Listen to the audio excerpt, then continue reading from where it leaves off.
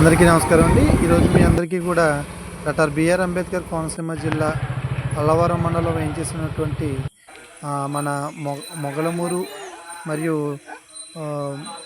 తుమ్మలపల్లి మధ్య గ్రామాలకి మధ్యలో ఉన్నటువంటి లక్ష్మణేశ్వరం శివాలయం గురించి మీ అందరికీ కూడా ఈ యొక్క ఆలయం యొక్క ప్రాముఖ్యత గురించి మీ అందరికీ తెలియజేయదలుచుకున్నాను. ఈ ఆలయం సుమారు అమలాపురం నుండి ఒక 20 కిలోమీటర్ల దూరంలో ఉందండి. ఈ ఆలయం లక్ష్మణుడు ప్రతిష్ఠించినటువంటి ఈ ఆలయం శివలింగాన్ని.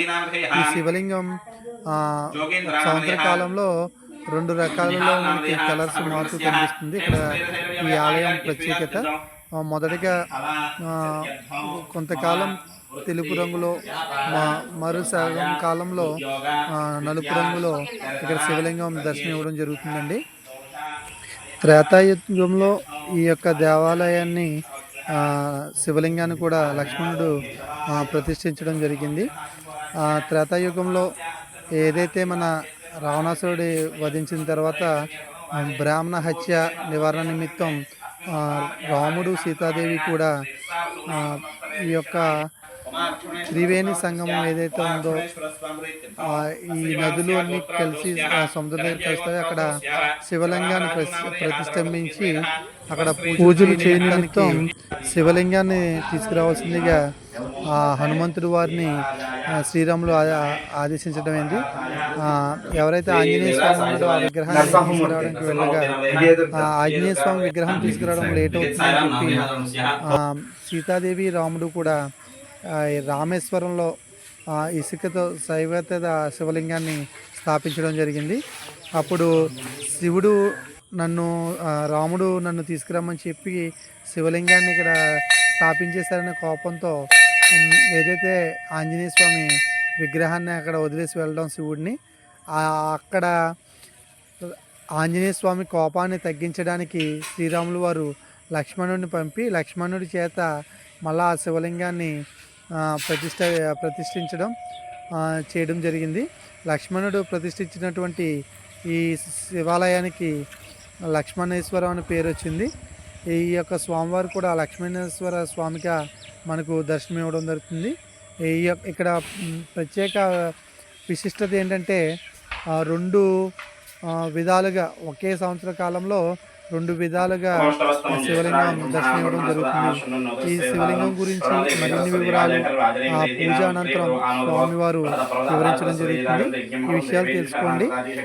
ఈ శివలింగాన్ని ఈ శివాలయాన్ని మరియు ఈ శివలింగాన్ని ఇంకా దర్శించుకోవాలన్న భక్తులు ఎవరైనా ఉంటే దర్శించుకుని స్వామివారి యొక్క కటాక్షానికి భక్తులు కావాల్సిందిగా తెలియజేసుకుంటున్నాం.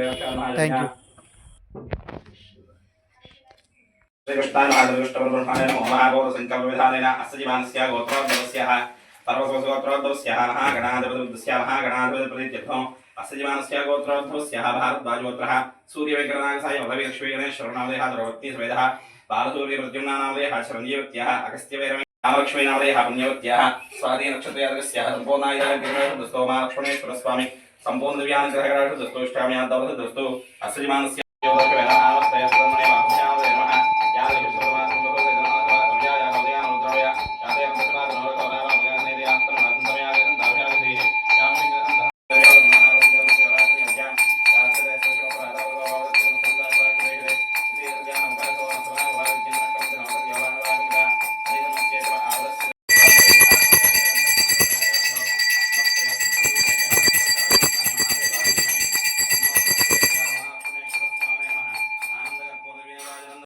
ఉత్తరాయణ వచ్చేటికి ఏమిటంటే చిన్న చిన్న నల్ల మచ్చల కింద వస్తుంది అన్నమాట. ఉత్తరాయణ మనకి ఎప్పుడు స్టార్ట్ అవుతుంది? భోగైన సంక్రాంతికి మర్నాడు, అంటే భోగి మర్నాడు సంక్రాంతి పండుగ కదా, అప్పటి నుండి ఉత్తరాయణ స్టార్ట్ అవుతుంది. అప్పటి నుండి స్వామివారి మీద చిన్న చిన్న నల్ల మచ్చల కింద వచ్చి ఇప్పుడుంటే స్వరూపం కన్నా అప్పుడు కొంచెం నల్లగా ఉందని చెప్పి మనకు అనిపిస్తుంది ఇప్పటికప్పటికే తేడా చూస్తే. దక్షిణాయనలో తెల్లగా, ఉత్తరాయణలో ఏమో నల్లగా మారుతారు స్వామివారు. అదేవిధంగా స్వామివారి మీద అమ్మవారి స్వరూపం ఉంటుంది, అర్ధనారీశ్వర స్వరూపం. ఇది సరిగ్గా చూస్తే ఇది ముఖ భాగం, ఇది కంఠ భాగం, ఇది కింద మొత్తం అంతా కూడా ఆవిడ యొక్క రూపం అంతా అర్ధనారీశ్వర స్వరూపం మామూలుగా. అంటే ఇంకోటి ఏంటంటే ఇది లక్ష్మణుడి చేత ప్రతిష్ఠించేటువంటిది లింగం, స్వయంభూ. సాక్షాత్తు లక్ష్మణ స్వామి వారే ఇక్కడ ప్రతిష్ఠించారు అనమాట. ఎప్పుడు త్రేతాయుగంలో ఓకే. అదనమాట స్వామివారి ప్రతిష్ఠ. ఓం నమః శివాయ.